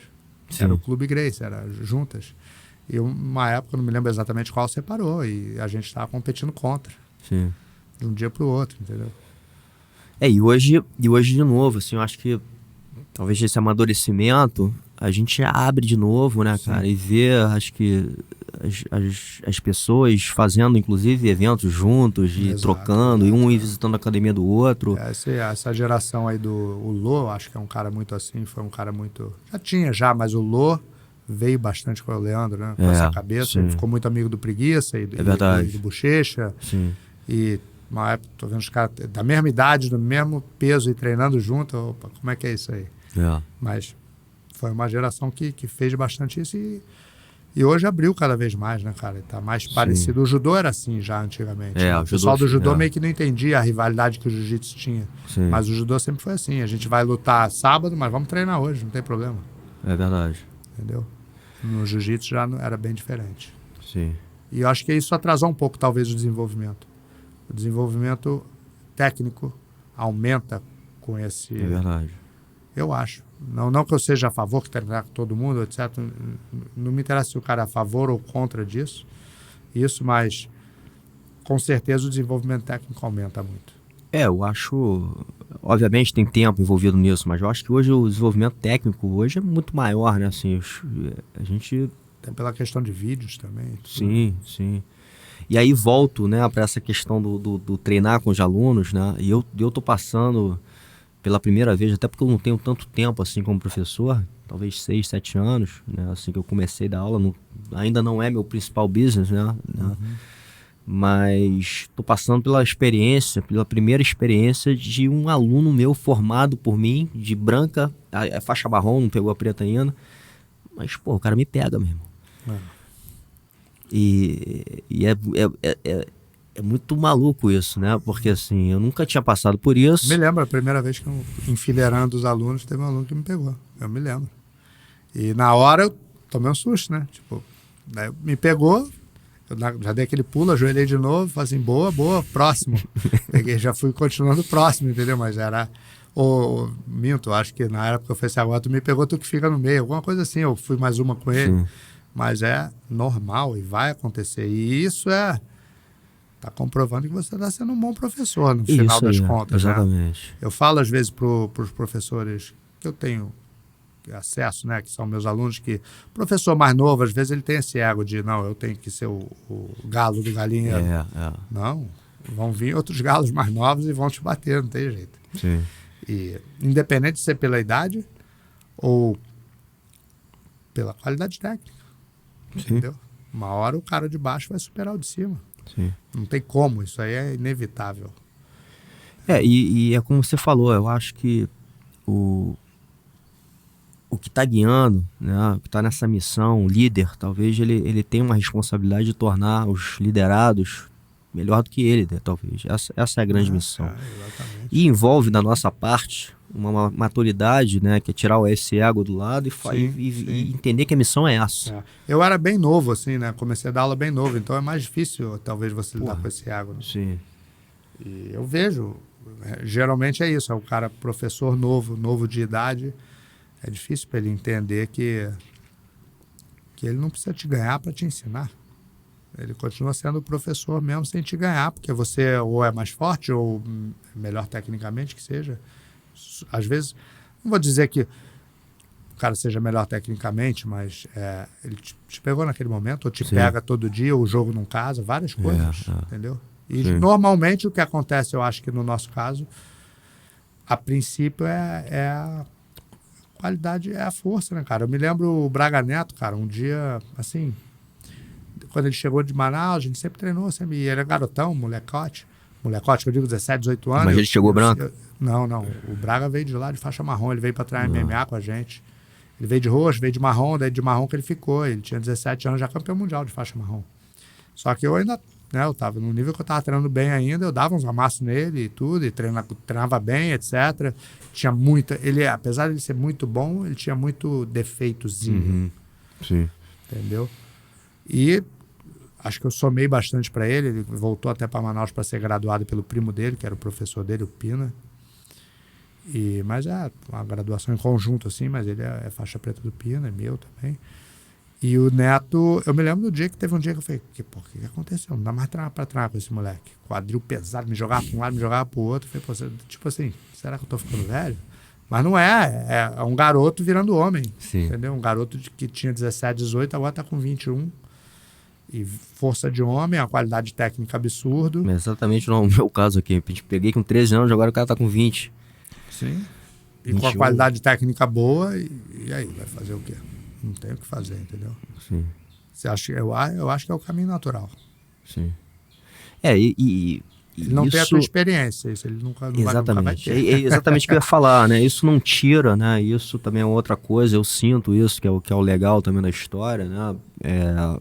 Isso não tira toda a sua importância, o respeito e a continuidade de você como um líder, porque essa experiência na frente ninguém tem como tirar. Ele nunca vai te passar com esses anos que você tem, né? Assim, então, independente da tua performance técnica até, não tem como tirar esses anos de dojo da frente. Exato, né? tipo assim, eu trabalhei com MMA uma época, eu vou dar aula, né, treinar um lutador profissional de MMA, que não tem, talvez, a minha qualidade técnica, mas devido à força e preparo físico, etc., não tem como eu bater no cara também. E eu vou ter que, o quê? Bater nele todo dia? Não dá, entendeu? Eu ensino um negócio aqui, outro ali, faz assim. Eu sou um treinador, mas eu não... É que se você voltar lá atrás, como eu vim com essa criação do Jean-Jacques, de bater nos meus alunos, bater, que eu digo, né? Lutar com eles sempre. Mas tem uma hora que não dá, não tem, isso é inevitável. Eu não sei nem assim, nunca imaginei como é que é isso pro Rickson, talvez, né, cara? Mas eu não sei, assim... Até que ponto que o Rickson treinou com os alunos dele, porque o Rickson também, uma época, meio que parou de dar aula para se dedicar à carreira dele profissional. Sim. Mas porque uma hora você deixa de ser o galo do galinheiro, não tem jeito. Sim.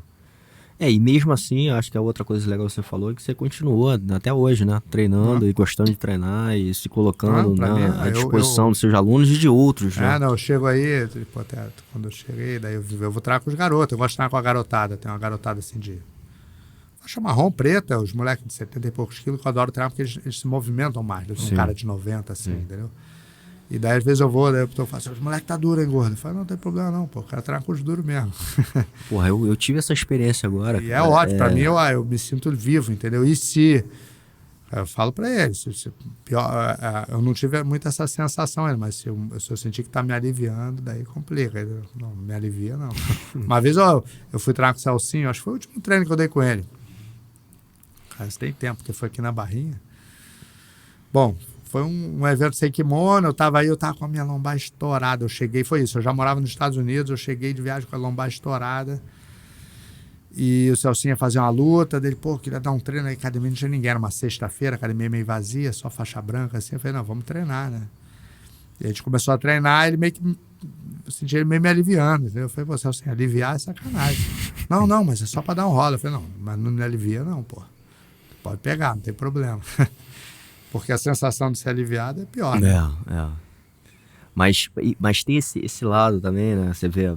Eu vou até contar um caso que aconteceu, inclusive, na sua academia, aqui na Barrinha, que eu fui treinar, me chamava, me chama até hoje, toda hora, chega na sexta-feira ali, ele manda mensagem, vai ter treino amanhã, Beato. E aí eu comecei a ir, até porque eu queria também ficar, né, treinando, comecei a dar muita aula e queria continuar ativo, né, e treinar com outras pessoas. Eu acho que essa experiência é muito válida. E eu lembro que chegou, o Gordo falou, treinando aqui com esse moleque aí, faixa roxa na época, o Gabriel, lá do Rabicó, que tá lutando Vale Tudo agora. Gabriel Souza. Muito bom de triângulo. Ele falou assim, mas presta atenção que o moleque é duro. Eu, o que eu sempre falei. Bom, já faixa preta, assim, muito difícil bater pra faixa roxa. Às vezes o cara endurece, mas, é muito difícil. O moleque me pegou. Eu não lembro se foi no triângulo, enfim, mas foi alguma... Ele é bem duro, mas o triângulo dele é chato. Sempre que eu treino com ele desde a branca. Falei, caralho, bicho. Mas é isso, assim, cara. Os caras estão num nível ali também, né? De atletismo, cara, que é foda, meu irmão, de acompanhar, né? E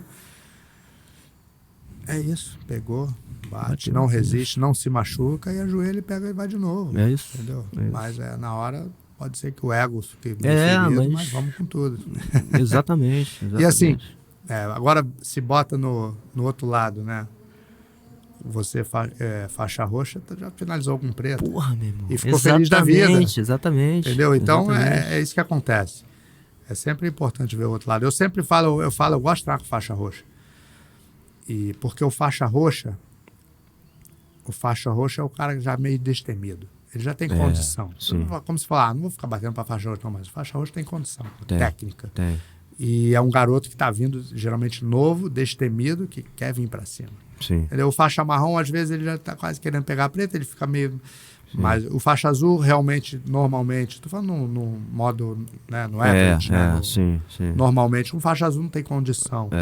Mas tem faixa roxa que tem faixa condição roxa eu já total, começo a ter. Entendeu? Se for um moleque atlético, que está no ponto de um faixa roxa campeão mundial... é complicado.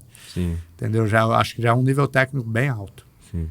Ele precisa de que mais? Hora de voo, um ajuste aqui, um ajuste ali, mas o conhecimento dele, técnico, já é altíssimo. É verdade. Entendeu? Você falou do Celcinho, né? E ele era o cara da minha categoria. Ele era um pouco mais novo, na verdade eu já estava quase parando quando ele começou a ser campeão mundial e tal, mas eu ainda estava. Inclusive teve um campeonato mundial na faixa marrom, que eu lutei com o Calazans, acabei perdendo o Calazans passou e lutou com ele. Me lembro da tua luta com o Calazans, que eu assisti, porque quem gasta lutar com ele. Exatamente. E, porra, ele foi um cara, assim, uma referência, até hoje, né, cara, um cara, e que é muito espelho seu, assim, né, eu acho que é um cara que imprime, assim, o teu jogo, né. Ele bota impressionante um ritmo, como é que... Ele tem uma coisa que... Uma vez o meu irmão me perguntou, né, que eu achava que era o meu aluno mais talentoso, né? Eu não sei exatamente no dicionário a palavra talentoso, né? Daí mas quem você acha que é o teu aluno mais talentoso? Eu falei fulano, talvez Celcinho. Não, Celcinho é casca grossa, é forte. Mas eu falei, não, mas ser casca grossa é forte é talento também. E tipo assim, como assim ele não é talentoso? Tudo que ensina ele pega fácil, ele aprende fácil. Ele não cai para baixo de jeito nenhum. Ele tem um talento natural, além de ser um hard work, né? Um cara que treina muito duro. Sim. Ele não é porque às vezes o cara acha que no jiu-jitsu, né? Quem é o talentoso? É o flexível, que tem um jogo lindo. Sim. Não, como eu falo, o Bernardo Faria é talentoso? Não. Muito. O cara é um monstro. Digo assim, não é flexível, não exatamente, faz não parece ser um cara talentoso, mas porra, foi campeão mundial aí, meu irmão, em cima dos caras. Foi o cara a ser batido, bateu várias pessoas que ninguém ganhou, ele foi lá e ganhou. Exatamente. Então, como eu falei, eu não sei no dicionário o que quer dizer exatamente o talento, mas o Celcinho é muito talentoso e aprende fácil e treinou muito duro. Uma coisa que, se pudesse falar que ele poderia ter uma carreira, se dá para ser ainda melhor, se ele tivesse tido menos lesões. Teve muita lesão, até por causa do ego, por causa de treinar muito duro, de resistir, dessas coisas, teve muita lesão. E tirando isso, cara, é um monstro, né? Tirando as lesões, com as lesões até ele foi um monstro, é um monstro. E ele tinha uma coisa assim, aí eu não sei se você passou ele tinha um mindset ali muito forte, né, cara, assim, muito raçudo, né? Eu não sei se foi esse campeonato que você tá falando de marrom ou se foi de roxo. Agora não sei, mas foi no Mundial. Na semifinal, eu não vi, mas ele passou a guarda do cara. O cara deu uma chave de braço meio doida nele lá, ele com a guarda passada. E eu, tipo assim, ataca. Ele me olhou assim na luta, não entendi. Acabou a luta, ele saiu com a mão no braço assim e falou assim, quebrei meu braço. Eu falei, como você quebrou o braço? Derrubou, passou, acabou a luta nos 100 quilos, como quebrou o braço? Ele falou, pô, assim, ninguém viu. O cara deu uma chave de braço ali, que ele deu uma estalada, arrebentou meu braço. Eu falei, como é que vai fazer a final? Eu não tenho certeza se foi na roxa ou na marrom. Ele falou, não, eu vou lutar a final. E foi, eu falei, mas cara, como é que tu vai lutar a final só com um braço, né? Tipo, um braço quebrado? Não tem problema não, vou ganhar. Entendeu? E voltou lá e é isso aí mesmo. A cabeça dele é muito forte. Muito forte. É muito. E a nossa cabeça faz coisas que é difícil da gente imaginar, né? Se você Total. tiver... O nosso corpo sempre desiste antes da cabeça. Assim, a cabeça... Não, minto. A cabeça faz a gente desistir antes da hora. Então, se você tiver a cabeça forte, você vai mais um pouco, né? Mas assim, como eu falo, hoje eu vejo que o ideal é não resistir, para não se machucar. Mas em algum determinado momento da vida, aquele resistência a maisinha ali pode ter sido importante, entendeu? E você Você acha que você, de alguma forma, você ajudou nessa formação mental dele e talvez de outros atletas? Eu falo dele porque era o cara da minha categoria que eu via muito isso, né? Assim... Cara, eu acredito que sim. Não essa parte de fortalecer a cabeça, né? Até eu vejo às vezes, vamos dizer, num curso desse do BOP, ou nas coisas assim, o quê? Tudo ali é fortalecimento mental. Sim. Aí é como? É você gritando? Fala, não precisa falar. É só você puxar o cara no limite dele, saber. Sim. É isso que eu sempre tentei fazer com meus alunos, lógico, os de competição, mas mesmo os que não competem. O meu objetivo, eu tenho um senhor que treina com a gente lá, o seu Antero, um monstro que eu digo porque ele tem 76, 77 anos e continua treinando duro.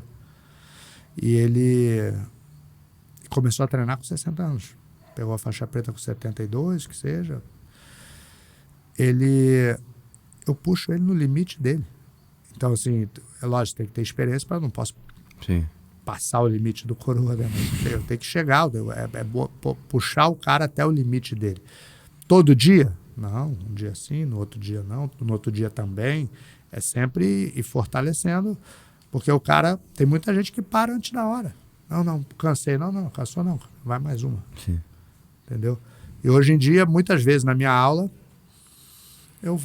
alunos, né, um empresário, um aluno normal, um executivo que seja, eu falo, vai mais uma? Daí o cara, deixa eu descansar uma. Daí eu olho e falo assim, vamos mais uma. Daí ele, vamos. Entendeu? Sim, devagarinho. Sim. Não estou brigando, mas eu estou tipo, sim, vamos mas mais você está botando puxar mais um assim pouquinho, para o cara passar o limite dele um pouquinho, sim. Entendeu? Eu acho que isso fortalece a tua cabeça. Sim. Você pensar, não, eu achei que não dava, mas deu. Sim. Entendeu? E lógico, né? Sem também tentar, né, não passar muito do limite para não fazer o efeito contrário, né? Não enfraquecer a cabeça do cara. Exatamente, porque tem isso, você passa, o cara fala assim, porra, meu irmão, ele desiste, né? Porque às vezes eu vejo assim, o cara acha que, sei lá, fortalecer a cabeça é dois tapas na cara e gritar sim. com você, não é. Entendeu? Ou, sei lá, quando eu coachava o Babalu no MMA, muita gente fala assim, mas eu não te vejo gritar. Bicho, o Babalu é um cara pilhado pra caramba, não posso gritar pra ele. É o contrário. Calma, Babalu, espera a hora, chega, calma. Se você gritar num cara que já é pilhado... Agora, tem um cara mais devagar, o Flávio Moura desse, já era um cara mais... Tinha que gritar mais, então acelera um pouco o cara. Então tem que... Eu vejo assim, tem pessoas e pessoas, né? Não é o mesmo treinamento para todo mundo. Sim, exatamente. E não é todo mundo que ficou com a cabeça forte. Celso é um cara que tem a cabeça forte. Tem outros alunos que não conseguiram, entendeu? Aí faz parte de... Quando você tem um número grande, inclusive, cara, nem todo mundo você vai ter sucesso também, né? Enfim, tem muita coisa envolvida. E às vezes o meu tipo de treinamento não cabe para aquela pessoa também, entendeu? Mas assim, tem uma... Eu acho que é uma característica sua também. Você é um pouco mais calado, assim, e mais sério, né? Eu até falei, tava falando com o Xande. Tava falando com o Xande aqui agora. Eu falei, tô recebendo um gordo aqui. Ele falou, gordo é o cara. Eu falei, talvez seja uma conversa mais difícil, né? Porque... Então, eu era mais. Meus alunos antigos, amanhã eu vou ter um almoço com os alunos antigos. Aí o pessoal fala que eu não dava um sorriso, que eu só dava esporro, que não sei o quê. Mas, cara, era eu um garoto de 20 e poucos anos dando aula para uma garotada de 16, 17 anos. Sim. Entendeu? Então, e eu sempre fui tímido. Assim, o jiu-jitsu quebrou minha timidez, entendeu? É isso, é dar aula, é seminário, é viajar, é conhecer pessoas diferentes. Isso foi quebrando minha timidez. Hoje eu não me considero tímido, mas eu era muito tímido. E eu sou... eu sei que tem gente que acha que é marra, ou que é marra. Não tenho marra, não sou nada, mas eu hoje em dia, como eu falei, eu mudei. Eu falo mais, eu tenho mais sorriso, eu tenho mais diálogos, mas eu sempre fui mais para calado mesmo. Mas mesmo assim, o que eu ia até falar é que você conseguia, né, assim, passar para os seus alunos, sim, né, cara, ou mesmo como um coach, passar essa mente forte deles, assim, isso eu sentia, todo aluno, todo lutador, enfim, ou que você enfrentar, ou que viesse do gordo, você, ia vir pedreira, principalmente nessa questão de vontade, raça, de determinação, né? Então, você, de certa maneira, eu acho que o teu treinamento você passava os alunos antigos lá, o Crispim, Batata. O Crispim, o outro, porra, quase lutou. Clima de confere, né, que a gente falava. E, assim, tinha muito lá na academia, assim, e não é rivalidade, né, mas eu sempre incentivei. E isso veio, cara, dali do Carlinho mesmo, cara. O Carlinho fazia isso com a gente. O Carlinho dava uma espetadinha, tipo assim, tipo, sei lá, tu vai dar mole por letra, vamos mais um, vai dar mole pé de pano, etc. E uma vez eu me lembro acho que foi Mundial de 2000 e pode ser 3, talvez, 2002, é um dos últimos mundiais que eu lutei, 2001, não sei. O Carlinho botava pra trás todo dia com o pé de pano. E eu com 87 quilos, o pé de pano com 100, e o pé de pano campeão mundial absoluto. Acho que foi o ano que ele foi campeão mundial absoluto, que seja. E teve um dia que eu falei, pô, Carlinhos, pé de pano todo dia, cara. Ele falou assim, mas eu confio em você é técnico, você aguenta treinar com pé de pano todo dia. Eu aguentava, eu treinava bem com pé de pano, mas assim, às vezes eu falava, pô, me bota com o de 70. Entendeu? E é o Carlinho puxando o nosso mental ali também, entendeu? Sim. Acho que isso veio dali do jeito que a gente aprende. Como eu falei, eu peguei algumas coisas de alguns professores que eu tive e eu vejo assim, agora eu fiz alguns trabalhos eu falo às vezes a diferença do coach para o professor, né? Eu só fui entender isso hoje em dia, essa palavra coach, né? O coach é o treinador e professor. O professor é o que ensina, né? Uhum. Você ensina, você vai, você corrige, você é mentor, você é professor, é praticamente tudo. O treinador, ele chega para te passar um treinamento. Eu, como treinador, que eu tive essa experiência, por exemplo, vamos dizer, um bom tempo em Abu Dhabi, você demora um tempo para você conhecer o teu atleta. Sim. Como professor, já conheço o cara, meu faixa branca, faixa azul, já venho conhecendo ele, eu já sei onde é o limite dele.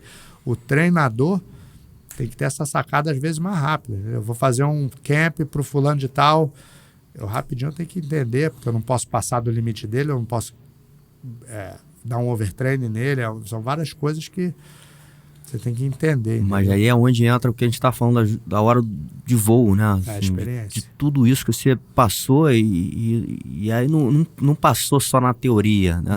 Você passou na experiência, na experiência de vida que você teve, de todas as dificuldades, de todos os adversários, de todos os momentos que você se expôs. Sim. Né? Acho que isso tudo que traz realmente... como eu falei, a gente se testando, né? A todo momento. Exatamente. Cada vez que você está se testando, você está pegando mais uma experiência, mais um... Exatamente. Entendeu? E você mesmo fala que você não criou, né? Mas talvez você tenha sido o que ficou ali marcado, né? Como talvez o criador, enfim, o cara que começou um movimento, porque eu acho que o jiu-jitsu, a gente vê isso, né? Tem a época ali da Della Riva, daqui a pouco tem um berimbolo, depois 50-50, enfim, tem os movimentos, né? As modas da época, e teve ali da minha guarda. Sim. Né? E que talvez você tenha trazido isso ali, né? E de uma maneira muito eficiente. Sim. E começou a enganar muita gente, porque ninguém jogava aquele tipo de jogo. Quando eu falo assim que vamos dizer, que eu não inventei, criei, que seja, é que tipo, em momento, eu acho que a maioria tudo que aconteceu no jiu-jitsu, a Della Riva, que seja, ou o berimbolo, ou a guarda reverse guard, quem quer que seja o cara que inventou, o cara não fala, vou inventar um golpe. É isso que eu quero dizer. Eu nunca pensei em inventar. A minha guarda já existia. O cara chegava na minha guarda, se agarrava na faixa, agarrava no joelho, tentava repor uma guarda, tentava fazer uma raspagem de gancho. Era pouco recurso. E devido a um jogo que eu comecei a fazer do que hoje é o underhook, né, a esgrima ali, a esgrima para mim abriu um mundo novo. E realmente, como ninguém fazia, foi novidade durante muito tempo e foi muito eficiente nas competições. Né? Até que, lógico, pessoas começaram a defender e daí começou a evoluir. Outras pessoas começaram a fazer. O Jamelão, que foi talvez um dos meus principais adversários na faixa preta, assim, um dos caras que eu mais lutei, ele faz uma meia guarda excelente. Mas ele me copiou? Não, ele faz também, entendeu? O próprio Saulo fazia muito bem feito e lutava contra mim também, porque o cara, para lutar contra, ele tem que entender o que está acontecendo também, entendeu? Então, que eu quero dizer quando eu digo que eu não inventei é isso, já, a meia guarda já existia. Né? Sim. Por exemplo, a De La Riva, né? Quando a gente era garoto, eu me lembro que quando o Renzo, uma época, ia lutar com o De La Riva, a gente chamava de gancho por fora. Sim. Né? Aquela guardinha de gancho por fora, que só o De La Riva fazia com perfeição. Né? Sim.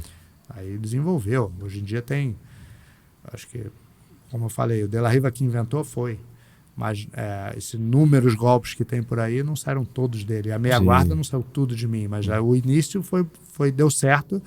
E eu acho que tanto contra a meia guarda, que eu fiquei conhecido, ou que o De La Riva ficou conhecido como a De La Riva, é porque tinha bons resultados, né? Naquela época, no momento ali de campeonato. Porque se você fizer um golpe que não der certo, ninguém vai imitar, ninguém vai fazer e não vai desenvolver, né? Sim. Agora, é uma coisa até que às vezes, até eu mesmo falo, né? Essa posição de meia guarda, e ela é muito eficiente, né? Principalmente ali no lado esportivo, mas você também é um grande treinador e coach de lutadores de MMA, né? Uhum. Que nessa posição da meia guarda é uma posição arriscada, né? Eu até falo isso com o Salsinho, porque o Salsinho Sim. é um cara que usa, inclusive, vale tudo, né, meu irmão? Eu falo assim, porra, é uma posição difícil ali, numa situação de que o cara pode... Sim. Porque ele tá numa distância ali... Cara, eu tenho uma passagem que foi... Eu te digo a data mais ou menos, porque foi isso. Eu era faixa marrom, foi na época de 92. Que foi aquele vale tudo do Valide, Congênio, etc. E eu me lembro que a gente estava na academia ali, aí na época... Tipo assim, tava meio que todo mundo meio que se preparando, né? Porque quem vai lutar com os caras da luta livre. E teve um dia que a gente tava ali, tava o Crowley, o Hillian, o Carlinho, na Gracie Bar, né? Tava o Renzo. E o Crowley veio, que o Crowley nessa época estava morando no sul, Florianópolis. Aí falou, Gordo, vem aqui, mostra isso aí que você faz de meia guarda. Aí eu fui meio que mostrar, e falou assim, mas e com soco, e com cotovelada, etc. Daí eu falei, me dá soco, né? Daí a gente fez, daí, pô, realmente é eficiente, o jeito que eu escondo a cabeça, o jeito que eu me protejo. E é lógico que o início veio de uma defesa, de uma perna mais cara, que eu comecei a me defender e comecei a criar recursos de defesa. E só que nessa época, cara, foi na faixa roxa que eu comecei a fazer. Nessa época de faixa roxa e marrom, o Vale Tudo, na época não era MMA, estava muito embutido na nossa vida ali. Não que a gente lutasse, mas a gente estava muito preocupado com o dia a dia, com a rivalidade que tinha na rua, etc. Sim. Então eu sempre pensei em me defender, sempre teve a defesa ali envolvida. E um cara que teve sucesso, acho que com a meia guarda, foi o Minotauro. Depois, né? Exatamente. Muita gente fala, porque muita gente fala, mas a meia guarda, porque a guarda é você usar as pernas ali para se defender. Na meia guarda, o cara já está em cima de você. Daí você tem que usar realmente a distância, entrar de baixo, sair, e tá pensando sempre na defesa, entendeu? E deixando o cara de cima desconfortável. Dá para fazer. Eu, no meu treinamento de MMA, nunca obriguei, nunca fiz com ninguém. Um dos únicos caras, o Babalu fez em lutas dele e pegava muito as costas dali. Eu fiz um camp do Shogun, o Shogun já fazia meia guarda, eu só assim, adicionei, talvez, tomara que tenha conseguido adicionar alguma coisa, mas ele já fazia, já era o jogo dele. Mas assim, não é... Eu tenho consciência que ninguém vai numa MMA puxar para guarda, não pode, não deve. Mas caso caia ali, você tem que ter o recurso, sim, entendeu? Sim. É mais ou menos por aí, mas o treinamento nunca vai ser de deixar chegar numa meia guarda, entendeu? Principalmente de pessoas que não têm um alto nível na meia guarda, né? A guarda fechada ou a guarda ali escorando, a distância é muito importante, né? Se você parar para pensar é muito diferente se você voltar 20 anos atrás, né, cara? Porque hoje não é bom estar por baixo em momento nenhum no Vale Tudo. E há 30 anos atrás era ok. Né? O Royce lutava por baixo com tranquilidade, porque ele não estava enfrentando lutadores de jiu-jitsu. Né? Hoje em dia, conhecimento, todo mundo tem um conhecimento bom. Então, estar por baixo não é bom. Se pedir para mim escolher, eu prefiro botar alguém na minha guarda fechada do que na meia. Com certeza.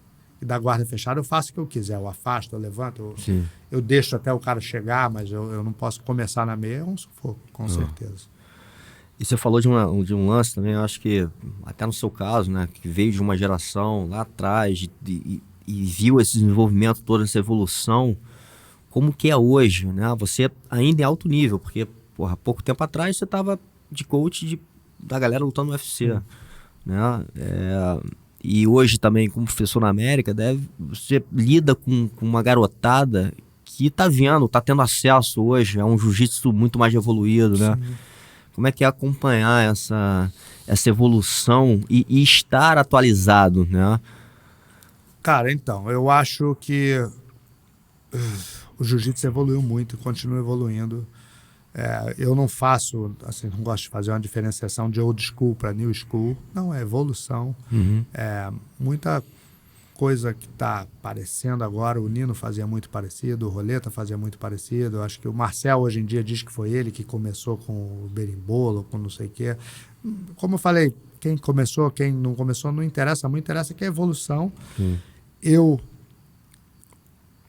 acho que é importante para mim estar atualizado. Um exemplo do berimbolo, não faço. Eu defendo bem. Ok, defendo. Estou sempre treinando a defesa, sem ensinar, porque meus alunos têm que aprender. Porém, tem muitas vezes que eu peço para alguém ensinar, porque tem um monte de gente que faz melhor do que eu. Na minha academia eu tenho aluno que faz melhor do que eu. Então, às vezes o meu aluno ensina. E eu tenho essa consciência, não é um defeito, é simplesmente eu graças a Deus não tenho lesão hoje na coluna nem nada, mas a minha coluna não aceita que eu fique fazendo berimbolo, nem ensinando berimbolo, entendeu? Então, dentro da evolução, por exemplo, eu falei do berimbolo, mas a 50-50, cara, é talvez um defeito da minha escola, porque na minha escola ninguém faz 50-50. Eu não ensino. Não tem. Mas tem, por exemplo, um rapaz que foi da minha escola, hoje em dia compete por outra academia, o Pedro Machado. Ele é um monstro, até na 50-50. Teve um mundial que o cara, ele estava ganhando, o cara botou ele na 50, tentou raspar, eu estava até na época ainda coachando ele na faixa roxa, marrom, e o cara não consegue raspar ele na 50, porque eles treinam, não é que eu não ensine ou proíba, é que eu não vejo muito recurso na 50, de eu ficar numa posição que vamos fazer 50, vamos... eu acho que não é uma coisa muito da minha escola, entendeu? Mas eu tenho que saber coachar o meu aluno quando ele estiver naquela situação. E para mim, essa é a minha opinião, a melhor maneira de estar atualizado é estar em contato. A maneira que eu consigo estar em contato hoje é na competição. Eu procuro, não é sempre que eu consigo, mas no Mundial, no Pan-Americano e no World Master são 3 campeonatos que eu gosto de estar. Mesmo que eu não tenha aluno competindo, eu estou lá. Eu acho que é para... mas isso é só o jiu-jitsu competitivo? Não, isso é o jiu-jitsu. É mais uma parte do jiu-jitsu muito evoluída, que eu acho importante estar em contato, entendeu? Porque às vezes é muito fácil para a gente falar assim, isso aí não funciona muito, não. Isso aí não é bom, não. Não é bom ou você não sabe fazer? Sim. A defesa pessoal, ultrapassada. Ultrapassada ou você não aprendeu, ou você não sabe fazer, entendeu? Então eu acho que você consegue ser campeão mundial na faixa preta e dar aula para SWAT de defesa pessoal, talvez não. Você é melhor aqui, melhor ali, você pode ser melhor numa área, mas você não precisa ignorar a outra, entendeu? Sim. E eu já fui melhor numa coisa e pior em outra, já treinei mais. Por exemplo, eu estou afastado do MMA quase não, completamente hoje em dia. Eu até assisto pouco, de vez em quando tem uma luta de um conhecido, alguma coisa, algumas lutas que me interessam, eu assisto. Meu filho assiste mais do que eu. Há pouco tempo atrás, um cara, você teria interesse em fazer um treinamento num lutador profissional? Eu falei, cara, eu estou muito afastado. Eu teria que reciclar. Então você não sabe. Não é que eu não sei mais. Para um nível mediano, eu estou atualizado, mas eu não estou envolvido num nível tipo, por exemplo, o Gabriel, que você falou, acompanha as lutas dele, entendeu? Eu posso né, olhar e falar, pô, o Gabriel podia fazer mais isso, mas eu não vou me meter no treinamento dele, eu não estou participando. Entendeu? Eu gosto dele, eu conheço ele desde garoto. A gente treinou junto essa semana aí, teve junto, mas tô de fora. Se algum dia ele pedir minha opinião, eu posso dar um pitaco. Se algum dia eu posso estar num treinamento, posso. Mas eu não estou eu não tenho vontade nem tempo de realmente voltar a treinar MMA, ser treinador de MMA. Entendeu? Eu tô 100% focado no jiu-jitsu novamente, há alguns anos já, 6 anos pelo menos. E é o que está me dando mais prazer hoje. Agora tem um movimento também, principalmente nos Estados Unidos, talvez, hoje, assim, no jiu-jitsu, que é o sem kimono, né? E com isso, talvez seja uma outra evolução, enfim, são as chaves de pé e perna. Sim. Que também, numa geração mais passada, a própria minha, eu lembro também, nego vaiava, a gente não usava muito, né? No próprio treino ali era uma coisa que, pô, se a gente fizesse, era quase desleal. Eu peguei, mas foi de chave de pé, quase não vale pegar.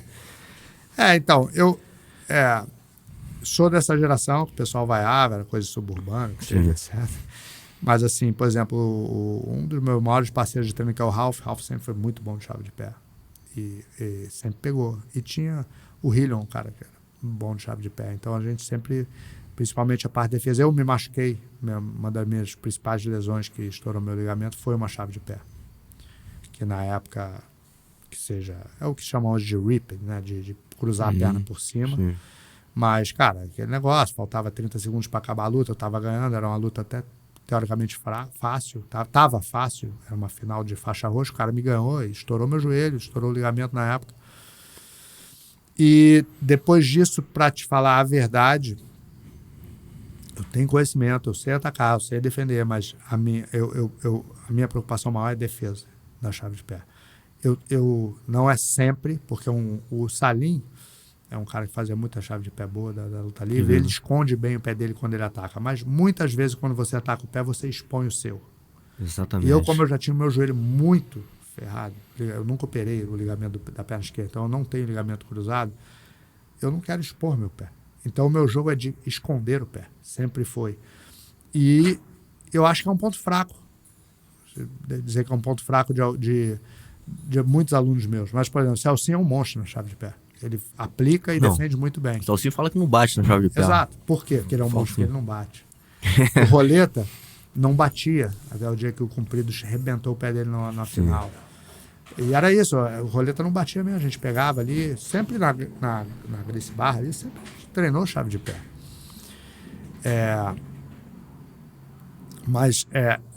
Aí muita gente, mas você ensina a chave de pé faixa branca ou só depois que seja da roxa? Realmente, a minha aula de beginners não tem chave de pé. Eu ensino a chave de pé reta e ensino a defesa da chave de pé reta mais tradicional, que isso é a aula de beginners. Aí depois o cara começa a ir para a aula de avançado. Por quê? Porque o cara tem aquele mínimo de conhecimento. Mas eu não gosto dos meus alunos aplicando chave de pé muito no beginners, que eu considero um faixa branca até segundo, terceiro stripe. Então não vale chave de pé? Vale. Eu só não incentivo. Entendi. Vale Heel Hook no treino, no couro comendo lá? Vale. Legal. Mas o Heel Hook, porque eu dou aula em pé olhando meus alunos. Então o cara pega um Heel Hook, eu falo, toma cuidado com o teu joelho. É o que eu faço aqui também, mesma coisa. Entendeu? Eu acho que é ruim você proibir, mas realmente eu não posso te falar que eu tenho um foco. Eu não me lembro a última vez que eu ensinei um Heel Hook numa aula em grupo. Entendeu? Já teve numa aula em grupo, um aluno falou, Gordo, mas se eu fizer isso aqui, faz isso. Mostra, pessoal, vem aqui, olha aqui, faz isso, isso e isso. Mas hoje o treinamento vai ser Heel Hook, não me lembro. E como eu falei, pode ser até um ponto fraco. Mas eu acho que é a minha maneira melhor de preservar os meus alunos. De atingir o maior número de alunos preservando. Mas daí os alunos do John e o Gordon Ryan vai pegar todo mundo na chave de pé? Número 1, isso é uma mentira, porque ele pega muito mais nas costas do que no pé. Mentira que eu digo assim, lá atrás o Gordon Ryan vem muito com chave de pé, continua indo, mas as pessoas aprenderam a defender, já mudou um pouco o jogo. Sim. Entendeu? Então, você tem que saber defender a chave de pé igual você tem que saber defender as costas, entendeu? Esse movimento de no-gi, né, do sem kimono, muita gente tem me perguntado isso, mas você acha que agora vai aumentar? Cara, eu acho que sim, está crescendo muito num nível competitivo e profissional. Eu não vejo muito aluno amador querendo, no primeiro momento. Pode ser que no futuro eles queiram, entendeu? Mas hoje eu não vejo meus alunos... Eu tenho uma aula de sem kimono por semana, oficial. Tem. Uma aula, sexta-feira. Lá atrás, né, como é que a gente fazia, né? Eu acho que eu vi até não sei se foi o Sérgio falando aqui. Tá treinando, daí o professor fala, todo mundo tira a parte de cima do kimono, vamos fazer hoje o sem kimono. Daí um dia seria uma taparia, né, que hoje em dia não existe praticamente. Né, e é bom, é ruim? Não, é outra fase, é outra época, entendeu? Eu acho que é bom para alguns. Não.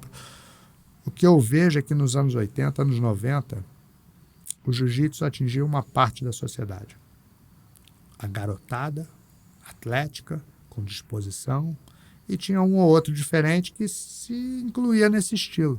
Hoje, o jiu-jitsu atinge uma parte muito maior da sociedade. Sim, e a gente tem que saber lidar com isso. Exato. E não dá para botar todo mundo na taparia. E não, entendeu? E isso, para mim, é evolução. Sim. Entendeu? É evolução.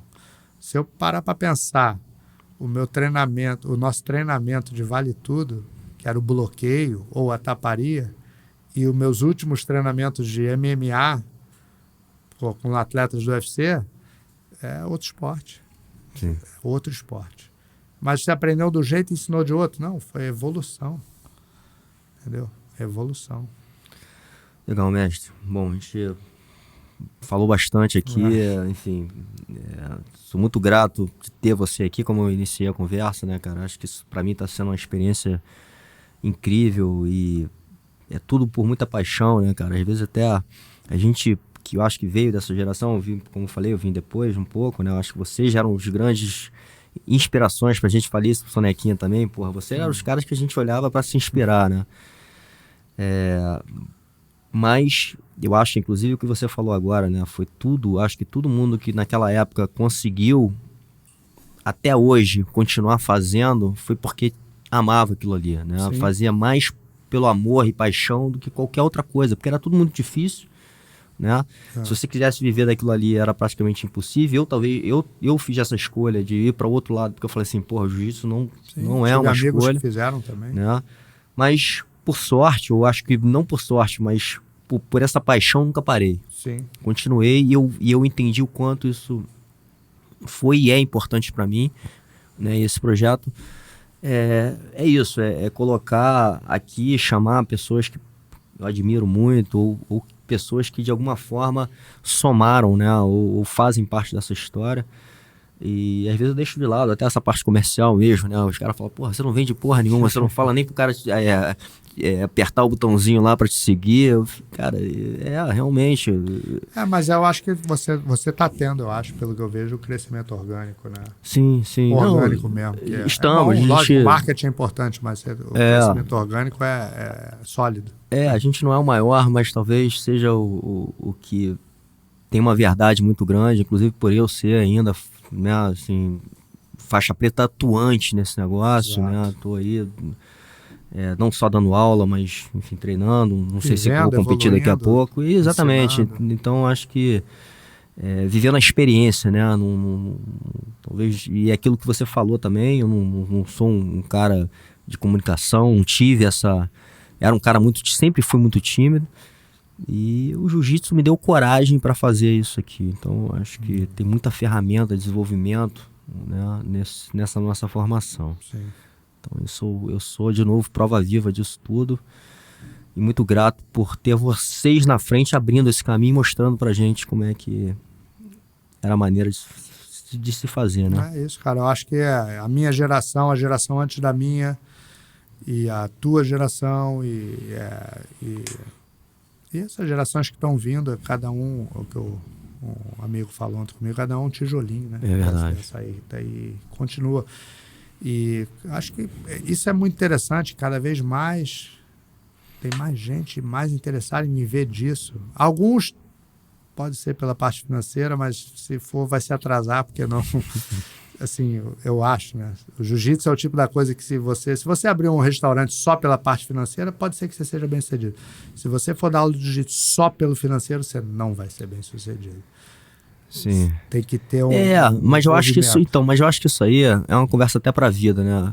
Mestre, porque se você pra vida, mas se você trabalha num negócio que você ganha muito dinheiro, mas que aquilo te consome, eu vou te falar que eu conheço muitas pessoas assim, né? Inclusive eu trabalho com pessoas assim, ganham muito dinheiro, mas não tem vida. Perfeito. Então eu acho que eu me considero uma pessoa de muito sucesso. Eu tenho meu trabalho, eu tenho meus amigos, que são talvez os maiores valores que a gente tem, a nossa família, né?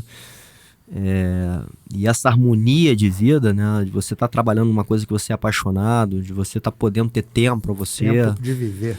Porra, isso aí eu acho que é ter o maior sucesso, né? Então é isso, né? Não é só uma visão querendo chegar talvez a uma escala financeira, né? Mas é você conseguir ter essa harmonia de vida. Estrão, obrigado pelo seu tempo. E obrigado aí por estar somando aqui também no nosso projeto. Obrigado a você pela oportunidade.